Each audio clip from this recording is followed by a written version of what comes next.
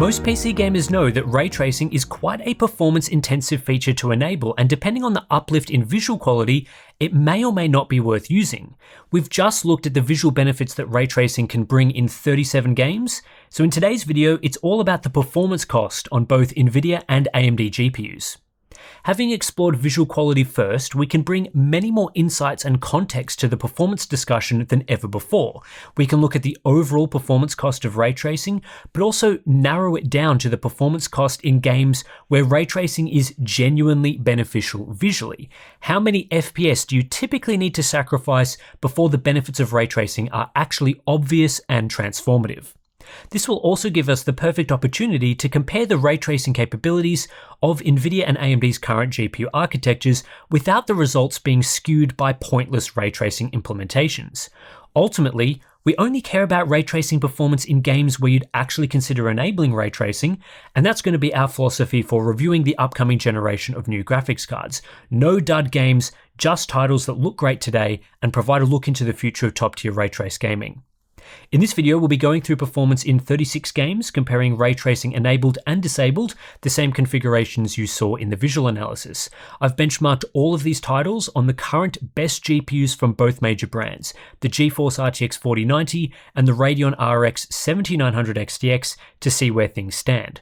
All testing was performed on the AMD Ryzen 7 7800X3D with 32GB of DDR5 6000 memory. As these are high-end GPUs, the testing today is focusing on 4K gaming, but we'll explore other tiers of GPU and other resolutions in future videos if there's interest. Like we've talked about in other content, there's no perfect way to benchmark GPUs these days, but I've decided to go with realistic gaming configurations that someone enabling ray tracing would use. So in games where both DLSS 2 and FSR 2 or newer are available, I've enabled upscaling on the respective quality modes with a 4K output resolution. In games where one or both of those technologies aren't available, I've stuck to native rendering. No frame generation has been used. Today's video is brought to you by Manscaped, the men's lifestyle brand setting the bar for men's grooming standards with their new Chairman Pro electric foil shaver. It comes with two interchangeable contouring heads, and allowing you to quickly swap these skin-safe blades is the snappy magnetic locators. The 4-blade foil allows for a super close shave, and there's a stubble trimmer if you want to keep a little edge. Flex Adjust technology allows the heads to pivot nicely around the jaw, with a precision lock available for even more control, featuring 3 predefined positions. Our favourite feature is the fact that it's waterproof, allowing you to use it while showering to avoid having to clean up. The Chairman Pro boasts 75 minutes of runtime on a single charge, a digital display, an LED light bar, and is capable of being charged wirelessly, making this unit all the more impressive. If you're looking to improve your grooming routine and get an additional 20% off, please check the link in the video description. I'm going to work my way through the worst ray tracing implementations to the best, just like in part 1. So I'm going to start with Resident Evil Village. This is a game I think looks worse with ray tracing enabled, yet on the RTX 4090, enabling ray tracing on the highest settings leads to a 19% performance drop. On the RX 7900 XTX, the impact is even worse with a 33% performance drop, though both cards deliver over 120 FPS in our test area at native 4K. The issue with Gotham Knights was very low resolution ray-traced reflections, and you can see how pointless this feature is when viewing performance. A 35% performance hit on the RTX 4090 and surprisingly a lower 24% hit on the RX 7900 XTX is very bad given the quality of this effect. There is just no way you'd want to lower your frame rate by this degree when reflections are so blurry and muddy. Dead Space's ray-traced ambient occlusion had very little impact visually, and this is also seen in the performance hit. On the RTX 4090, this effect had a negligible impact, just 3%, while on the RX 7900 XTX we're seeing a 12% hit to average frame rate. This is one of the smaller impacts from enabling ray tracing, and it's perfectly in line with the small visual difference. In Dirt 5, I found it extremely hard to tell when ray tracing was enabled or not, with the game utilizing ray-traced vehicle shadows. This reduced the frame rate on the RTX 4090 by 15% and on the RX 7900 XTX by 19%, so a similar impact across both graphics cards. Even though frame rates are pretty high whether you enable ray tracing or not, there's no reason to hurt performance by any amount when you can't spot the benefit. Resident Evil 4 uses fewer ray-traced effects compared to Resident Evil Village, which makes the impact less noticeable and the performance hit smaller. On the RTX 4090 in the area I tested, enabling ray tracing on the highest settings led to just a 2% hit to average frame rates, so essentially the same performance. This is also one of the better games for the 7900 XTX, coming in with just a 6% impact.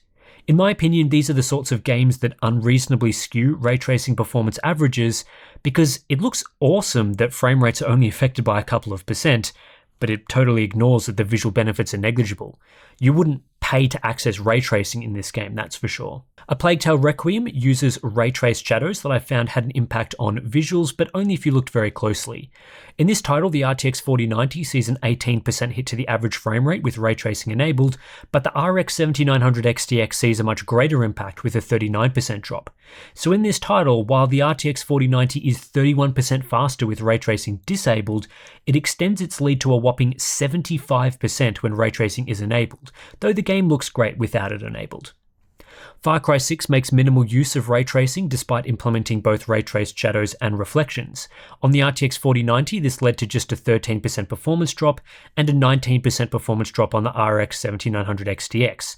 This doesn't move the needle significantly when comparing GeForce and Radeon, with both cards delivering closer than average levels of performance.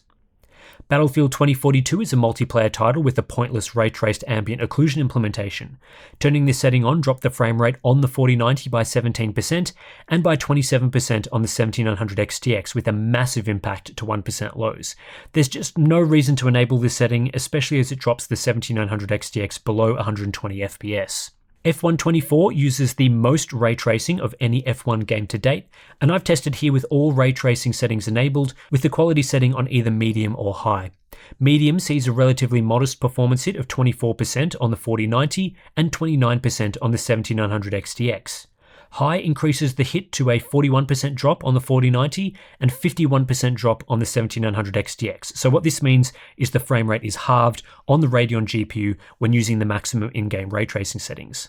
1% lows were even more significantly impacted, so the amount of ray tracing being done in the heaviest moments was especially high, and this makes it difficult to recommend ray tracing in this game.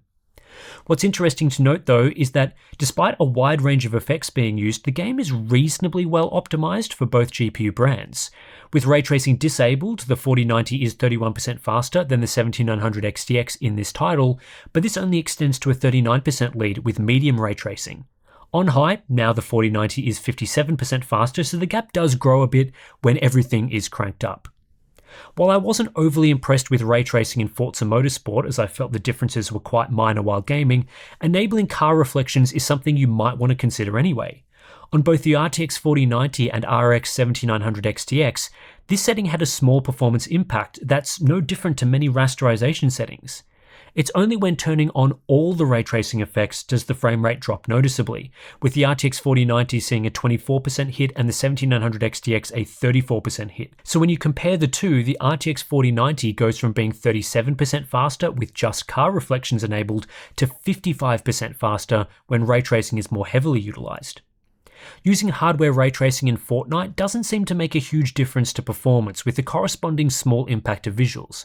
On the RTX 4090, you lose just 6% of the frame rate when enabling hardware RT, while on the 7900 XTX I saw an 8% impact. In general though, this game does favour GeForce hardware when all the visual effects are cranked up and Lumen is used, whether that's the software or hardware paths. The Callisto Protocol was a game I felt was negatively impacted by using just medium-level ray tracing, with small gains only seen using the highest settings. Despite this, medium ray tracing settings hurt performance by 35%-ish on the RTX 4090 and 7900 XTX. When cranking everything up, I recorded a 45% performance loss on both GPUs. So this is a rare example of ray tracing having a similar performance impact on both Ada Lovelace and RDNA 3 architectures, although the visual impact in this game is relatively minor even on the maximum settings. Deathloop is one of those games where ray tracing changes the visual presentation but doesn't necessarily improve it. With a focus on ray traced shadowing, the performance impact is small on the RTX 4090 at just 4%, but the 7900 XTX suffers much more significantly with a 25% average frame rate impact. This means the RTX 4090 is 45% faster with ray tracing disabled, but 85% faster with ray tracing enabled, a huge discrepancy given such a small visual impact. The performance impact of ray tracing in Forspoken is pretty similar on both GeForce and Radeon at around 15%. This game is generally a little more favourable to Radeon hardware than the average, but ultimately is not a great example of ray tracing having an impact on visuals. Like Deathloop, in Dragon's Dogma II, enabling ray tracing changes the visual presentation, but doesn't always make the game look better. With just a simple toggle in the game, enabling ray tracing led to an 18% lower frame rate on the 4090 and 16% lower frame rate on the 7900 XTX, another quite favourable result for Radeon, and this was with DLSS and FSR enabled on the respective cards. I didn't think ray tracing in Diablo IV was all that impactful, though it has a surprisingly large performance impact. With all settings enabled but set to low, I saw a 28% FPS hit on the 4090 and a 36% hit on the 7900 XTX. This grew to a 37% and 44% impact respectively with everything cranked up. Overall performance isn't that bad with ray tracing enabled, it's certainly playable, though in this instance we go from the RTX 4090 being 26% faster than the 7900 XTX without ray tracing to 41% faster with ray tracing on maximum settings. With such a small visual difference, it really probably isn't a setting that you want to use. Shadow of the Tomb Raider is one of the earlier ray tracing implementations, and its use of ray trace shadows is still very taxing among all games tested. On the 4090, using ultra ray tracing led to a 32% performance impact, while the 7900 XTX suffered more with a 44% hit. I just don't think many gamers would want to take that amount of performance away for the visual impact provided in this game. Star Wars Jedi Survivor also fell into the category of ray tracing changing the way the game looks without clearly improving visuals. Both the RTX 4090 and RX 7900 XTX were impacted to a similar degree, with a 23% drop on the 4090 and a 21% drop on the 7900 XTX. This is another title where overall performance is quite favourable to Radeon, at least the way I tested, with the 4090 being less than 20% faster, whether ray tracing is enabled or disabled. I don't think the developers of Atomic Heart tried very hard to optimize the performance of ray tracing in this game, enabling even the performance settings, which look significantly worse as they strip out many reflections, absolutely tanks performance, halving the frame rate even on the RTX 4090. The performance hit isn't that much higher using the quality mode, so obviously you would never consider using the performance mode. With ray tracing disabled, the RTX 4090 is 45% faster than the 7900 XTX, and with maximum ray tracing it's 51% faster, so not a huge discrepancy there despite the massive performance cost. Hogwarts Legacy could have benefited from higher resolution reflections, though at times ray tracing can make the game look more impressive. When looking at these performance numbers, you can see why the developers were a bit conservative with ray tracing quality. The Ultra mode caused a 45% performance hit relative to not using any ray tracing on the 4090 and a 58% hit on the 7900 XTX. Even on the much less impressive low configuration with all ray traced effects enabled, the performance hit was still pretty large at 30% on the GeForce card and 48% on Radeon. Whether you use ray tracing or not completely changes the margins between these cards, a 16% performance advantage for the 4090 with RT disabled, but a whopping 52% lead when ray tracing is set to Ultra. I had mixed feelings about the visual benefits of ray tracing in Hitman 3, and unfortunately the performance cost makes it difficult to justify using. This is one of the most performance-intensive implementations I've seen. Turning on max ray tracing saw a 65% hit to performance on the 4090, taking the average frame rate from 234 FPS to just 83 FPS at 4K using DLSS quality. Performance is slaughtered on the RX 7900 XTX, a 73% reduction from 176 FPS to just 48 FPS on average. While the 4090 ends up 73% faster with ray tracing enabled, either way you look at it, this is a huge impact that's hard to recommend. Suicide Squad Kill the Justice League's implementation of ray traced reflections is beneficial on some surfaces, but this results in a 38% performance loss on the 4090, and performance is halved on the 7900 XTX. I wouldn't say this is unusual for RT reflections, but it's certainly a large hit considering only some surfaces are impacted. Doom Eternal is in a similar position. In the area I benchmarked, enabling ray tracing led to a 35% performance loss on the 4090 and a 48% loss on the 7900 XTX. This isn't a devastating impact on the 4090 because the frame rate dropped from a huge 293 FPS to 189 FPS, which is still very playable. But on the 7900 XTX, the ray tracing on configuration delivered 127 FPS, making the 4090 around 49% faster. This isn't a situation where the 7900 XTX is hopeless at ray tracing. Again, it's still playable, but the 4090 is quite a bit better. Ray tracing in Guardians of the Galaxy is worth enabling, even on the lowest configuration, which is with ray traced reflection set to high. In this mode, the 4090 lost just 14% of its performance, while the 7900 XTX saw a 23% drop. Not a small hit, but manageable for high quality reflections. When cranking everything up though, you're left with a 43% hit on the 4090 and a 56% hit on the 7900 XTX. This means the 4090 goes from being 35% faster than the 7900 XTX with ray tracing off, to 49% faster on the lowest configuration, to 76% faster on the highest configuration. The more ray tracing you ask the game to do, the more this hurts the position of Radeon versus GeForce. As far as ray tracing configurations go, I think Ratchet & Clank Rift Apart is quite well optimized relative to other implementations. With both the reflection and shadow effects enabled but set to their lowest level, the 4090 sees just an 18% performance hit and 28% with everything cranked up to maximum. The impact is larger on the 7900 XTX at 25% on the lowest level and 45% on the highest level. But compared to a game like Hogwarts Legacy or Hitman 3, I think the ray tracing in Rift Apart looks better at a lower performance cost, and especially on the 4090 the game is very playable with everything set to the highest level. However, comparing GeForce to Radeon, this is a title that strongly favours the RTX 4090. Even with ray tracing disabled, the 4090 was 47% faster, and this grew to a 61% lead with minimum level ray tracing, and performance was nearly double on the highest settings. Ghostwire Tokyo is one of the earlier implementations of ray traced reflections, and in this game cranking everything up to a level I feel is worth using, so everything on high, that caused a 44% performance hit on the 4090 and a 58% hit on the 7900 XTX. Like in Ratchet & Clank, this significantly extends an already large performance lead in favour of Team Green. Watch Dogs Legion is a pretty straightforward situation of ray traced reflections.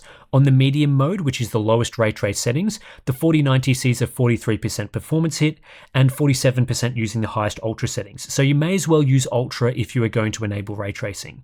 The 7900 XTX sees performance at least halved or slightly more than halved on ultra. Again, this takes a 25% lead for the 4090 without ray tracing and boosts it to a 60% lead on ultra level ray tracing.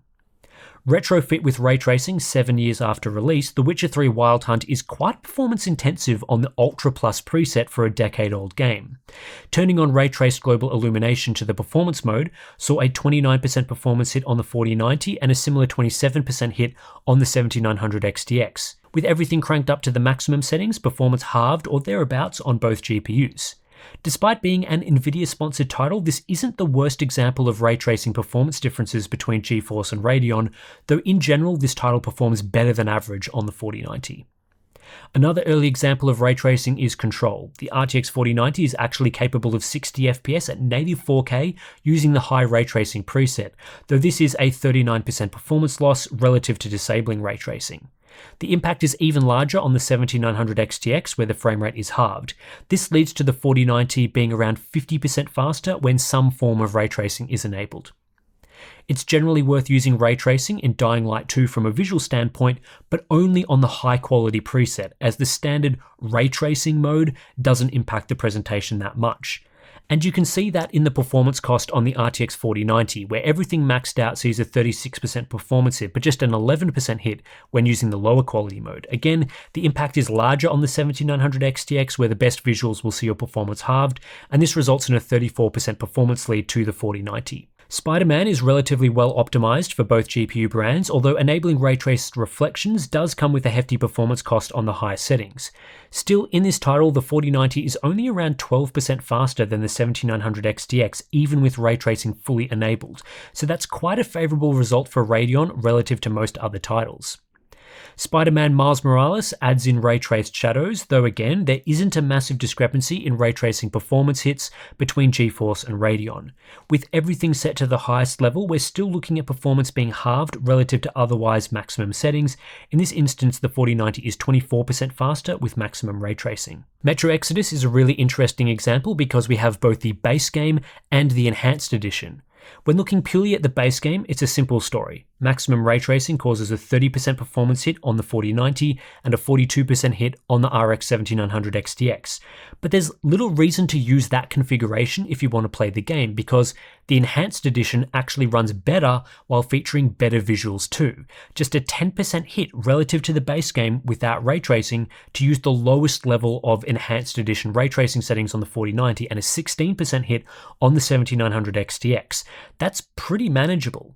Maximum settings sees just a 24% hit on the 4090 and a 39% hit on the 7900 XTX, in both instances performing better than the base game on ultra ray tracing.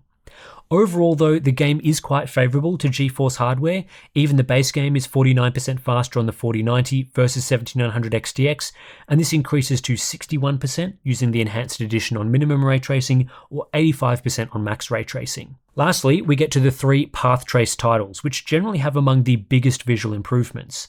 Black Myth Wukong runs really well on the RTX 4090, so using very high full ray tracing only causes a 41% performance loss versus the cinematic preset. That's not overly different to other ray traced effects in other titles.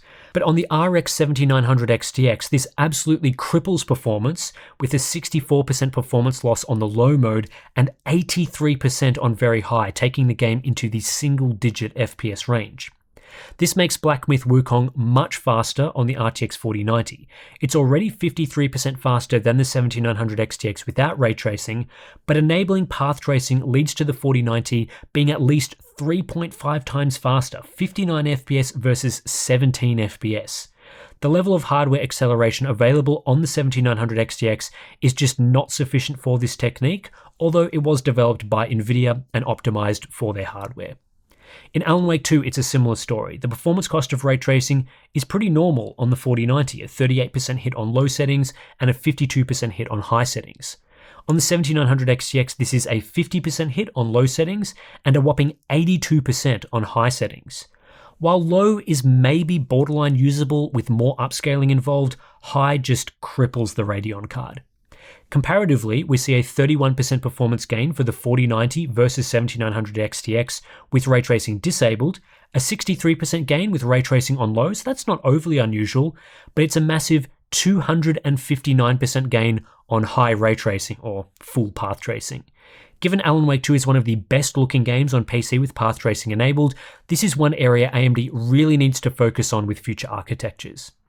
Then there's Cyberpunk 2077, where the Ultra and Overdrive settings are most usable from a visual perspective. The Ultra setting is surprisingly performant on the 4090, leading to just a 22% performance loss. Path tracing runs reasonably well too, considering the visual gains, halving performance, which is actually a better result than games like Hitman 3 that don't use path tracing, at least relative to the Ultra settings of the game. The impact is much higher on the 7900 XTX, where even ultra ray tracing runs considerably worse than path tracing on the 4090, a 61% frame rate hit. The overdrive preset leads to an 83% performance loss and again cripples performance entirely. Path tracing is just not something you can do without a GeForce GPU at the moment. This takes a game that's generally pretty favourable to Radeon hardware when rasterization is used, the 4090 is just 18% faster, and turns it into a dominant Nvidia win when visually suitable levels of ray tracing are enabled. Again, the ray tracing implementation in this game was worked on in conjunction with Nvidia, so this is no surprise, but if you're designing a GPU architecture to do ray tracing, you'd want to make sure it does what Cyberpunk 2077 requires, because the game is just that good visually. With all of the games examined, let's take a look at the average performance loss from enabling ray tracing, starting with the RTX 4090. Across all 59 ray traced configurations examined, on average, compared to running on ultra or maximum rasterized settings at 4K, enabling ray tracing will cause a 29% reduction in frame rate. So for a game running at 100 FPS without ray tracing, on average, enabling ray tracing will see that game run at 71 FPS. But of course, this is a simplification of all the results because the performance impact can range anywhere from just a couple of percent, like in Resident Evil, to over 50%, like in Atomic Heart and Hitman 3. It's no surprise that ray tracing is harder to run on higher settings. When we look at the lowest examined ray tracing configurations for the 36 games, on average, the performance hit from enabling ray tracing was 22%. In 12 games, you could enable medium or low type ray tracing with less than a 15% performance hit. 15 games the impact was between 15 and 30%, and in 9 titles you're facing at least a 30% hit. When enabling maximum ray tracing in all 36 games, the average performance hit increases to 32%, and now in 21 of the 36 titles, the performance hit is over 30%, with just 6 games delivering less than a 15% hit. Crucially, we can examine what the performance impact is like in games that we know have good levels of ray tracing. In part 1 of this video series, we found 24 game configurations where ray tracing was generally beneficial, so here are the results from those configurations. On average, the RTX 4090 sees a 35% performance hit running one of these configurations, with 21 out of 24 configurations seeing at least a 20% impact. So it's pretty safe to say that in most circumstances, with the best ray tracing GPU on the market, to get a good level of ray tracing, you're facing at least 20% lower FPS than you were getting with ray tracing disabled, and probably more like 30%. In the remaining 35 configurations we deemed to generally not be worth it, the average performance impact was 24%. It's clear that the better implementations that feature more ray tracing are also more performance taxing. In a number of games that had visually negligible ray tracing, the performance impact was very low, such as in Dead Space, Deathloop, Resident Evil 4, and even things like Cyberpunk 2077 on the low ray tracing preset. So it seems those games have dialed back their ray tracing on purpose to limit the performance hit. The Radeon RX 7900 XTX is impacted to a greater degree when ray tracing is enabled. Across the 59 game configurations, the average performance impact from enabling ray tracing was 39%. This includes some enormous performance losses in path trace configurations. Without those outliers, the performance impact was more like 35% on average, still sizable, and a larger loss than with the RTX 4090. The discrepancy between low and high ray trace configurations is also seen on the Radeon card. When the 36 games are played on lower ray trace settings, the performance was reduced on average by 29%, but when using the highest ray trace settings, that loss increases to 42%. That's 10 percentage points greater than the loss suffered by the RTX 4090 in these games. The most concerning aspect for owners of cards like the RX 7900 XTX is the discrepancy between subjectively good and subjectively bad ray tracing implementations. The average performance loss in the 24 configurations we thought were good examples of ray tracing was 50%, meaning performance halved on average when enabling ray tracing in games we think it's worth using ray tracing. In comparison, the hit to the RTX 4090 in these games was only 35% on average. And then for the titles where ray tracing is generally not worth using, the average performance impact was 31% compared to 24% on the RTX 4090. The gap in performance impact is much smaller when looking at these worse ray tracing examples, so it's pretty clear the 7900 XTX doesn't struggle as much with rendering ray traced effects when either there just aren't as many ray traced effects enabled or the effect quality is dialed back. This creates an interesting situation when you compare the best RTX 40 Ada Lovelace GPU to the best RX 7000 RDNA 3 GPU. With ray tracing disabled, the RTX 4090 is 29% faster in our 36 game sample used for this video. That's a pretty standard difference, very similar to what we've shown previously. We know the RTX 4090 is the faster card overall. But when ray tracing is enabled across 59 game configurations, the RTX 4090 extends its lead to end up 66% faster on average, and this includes several massive outliers where path tracing is enabled. The RTX 4090 is actually capable of using those modes, whereas the 7900 XTX is not. Excluding those results and looking at normal ray traced examples, we're still left with a 50% performance lead to the RTX 4090. Restricting this comparison just to games where ray tracing is worth enabling, and it's not a pretty comparison for the 7900 XTX. The RTX 4090 is 97% faster on average, though again, this includes some huge outliers. Removing the 4 extreme path traced examples that really don't work on the Radeon card, the 4090 still ended up 56% faster on average, nearly double the lead it has over the 7900 XTX in ultra rasterization. The 4090 is also faster in general for the lesser ray trace configurations, 45% faster on average in these examples, but it's clear the lead extends in games where ray tracing has more visual impact.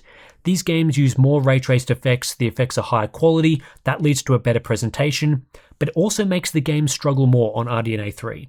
A lot of these examples where the 7900 XTX doesn't look too bad, such as Dragon's Dogma II, Far Cry 6, Resident Evil 4, the actual amount of ray tracing used is negligible or not very impactful.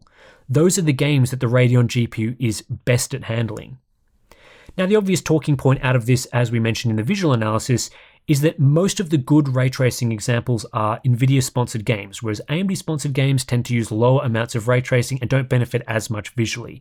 This plays out in the performance data as well. NVIDIA-sponsored ray trace games tend to have the largest performance difference between the 4090 and 7900 XTX. Some fanboys will immediately suggest this is because NVIDIA are deliberately going overboard on ray tracing to put their cards in an especially favorable light and doing no optimization work or even sabotaging ray tracing performance on AMD cards. But I don't think we have evidence to say that's the case. The problem is that most of the examples where ray tracing has a large visual impact and where you notice that it's on are NVIDIA-sponsored games, and there are no really good examples of AMD-sponsored games producing strong ray-traced visuals, at least of the bunch that we looked at. If there were clear examples of AMD titles or neutral titles being optimized well for both brands, leading to a similar performance hit, and the NVIDIA games were outliers with huge hits only on AMD, then we'd have the evidence to make a call of funny business, but so far we haven't seen evidence that games actually can be optimized to deliver great ray-traced visuals and strong performance on RDNA 3. At least as things stand now, with the games available on the market, the conclusion I have to draw after 6 years is that NVIDIA GPU hardware is more advanced and better for ray tracing than AMD GPUs. I haven't seen a trend of the gap closing as newer games put in more optimization work. A lot of people hoped that would happen, but it really seems to be more of a hardware discrepancy than something that can be addressed in software. Of course, this isn't going to be news to a lot of people. We already knew GeForce cards are better at ray tracing, but now we can put some facts and figures to that discussion. The data supports that RDNA GPUs will not get better at ray tracing relative to GeForce unless the hardware itself is improved. It just doesn't seem like software optimizations are going to be enough. What I will say though is that games in general are finding more ways to add ray tracing into the mix over time without causing larger and larger performance hits relative to rasterized visuals. Part of this will be the standard of rasterized visuals also improving, so the baseline for the comparison is getting better and harder to run, but at least we're not seeing a runaway effect where the ray tracing tax is getting larger and harder to justify, at least on GeForce cards. The challenge with a lot of these examples is whether the visual benefit justifies the performance cost, and I think that's going to depend on how much value you place in visual quality. If you're the sort of gamer that always wants to run on ultra settings, you want the best graphics the PC platform can offer, a 30% performance hit from enabling ray tracing in some of these games is going to be acceptable. But if you're just fine running on medium settings, or if you like to optimize each setting for the best performance, a 30% performance hit from ray tracing is going to sound absolutely outrageous. Whether or not ray tracing is worth enabling is also going to depend on how much performance headroom you have with your GPU. If you're already running a game at 150 FPS without ray tracing, a 30% hit from ray tracing still means over 100 FPS on average, which in a lot of single player titles is very playable and a great experience. But if your baseline is 60 FPS, a 30% hit takes you to a much less enjoyable 42 FPS. In this sense, ray tracing is still a feature for high-end graphics card owners that are generally going to be running games better. There's no doubting that ray tracing is the single most performance-intensive visual setting in most of these games and should be enabled last. In some games, I feel the performance hit is hard to justify, especially titles where the visual benefits are not as strong, like in Hogwarts Legacy or Guardians of the Galaxy. In other titles like Cyberpunk 2077, Spider-Man, or Metro Exodus Enhanced Edition, utilizing ray tracing outweighs the performance cost. It really depends on the game, your GPU, and where you fall on that visual performance scale. If I had to give a gut reaction to the results based on my personal biases, I'd say the ray tracing performance cost is still too large in general. Based on the visual analysis, I firmly believe that path tracing is the future of high-end PC visuals because it's the most likely to transform how a game looks and give that next generation feel, and that's the benefit that I feel ray tracing should be giving you when you play a game. It should be noticeable, you should be able to immediately tell that it's on and benefiting the game. But on an RTX 4090, all three path trace games run at below 50 FPS at 4K using DLSS quality upscaling, and that's a high-end $1,600 US graphics card that's generally quite good at 4K gaming. If the ray traced future is to become a reality, these cards are going to need to get a lot more powerful to handle the best ray traced effects, especially in the mid-range and mainstream segments where unfortunately there's been a lot of graphics card stagnation. So anyway, that's it for part 2 of our ray tracing analysis. We've now got all the performance data in, so if you want to see all those visual comparisons, you can go back and watch part 1 where we lay out all that stuff for you. This of course covers the performance, so yeah, lots and lots of ray tracing analysis in this one. As I mentioned in part 1, this is really going to set us up for a lot of investigation into ray tracing and is going to dictate how we tackle ray tracing for next generation GPU reviews. We really wanted to make sure that we're testing ray tracing in games where you would actually want to enable ray tracing, and by doing this, well, I think we've got at least some of the answers. Of course, there's more ray tracing games coming throughout the rest of this year, so we'll examine those, add them to the mix and stuff like that. But yeah, there will hopefully be a couple more videos on ray tracing on the channel in the next couple of weeks. We want to look at things like, how does the RTX 2060 handle ray tracing? That was the lowest end initial ray tracing GPU, so we'll see, can this GPU handle all of the best ray tracing examples? We'll get into stuff like that. So yeah, stay tuned for more right here on Hardware Unboxed. If you want to support the independent analysis, the in-depth testing that we do, these videos take a very, very long time to put together, then please do consider supporting us on Patreon, where we have a whole bunch of cool benefits if you want to sign up. We've got our Discord chat, great place to chat about technology, monthly live streams, BTS content, the extended version of the visual analysis is up there as well. So yeah, that's it for this one. Thanks for watching. I'll catch you in the next one.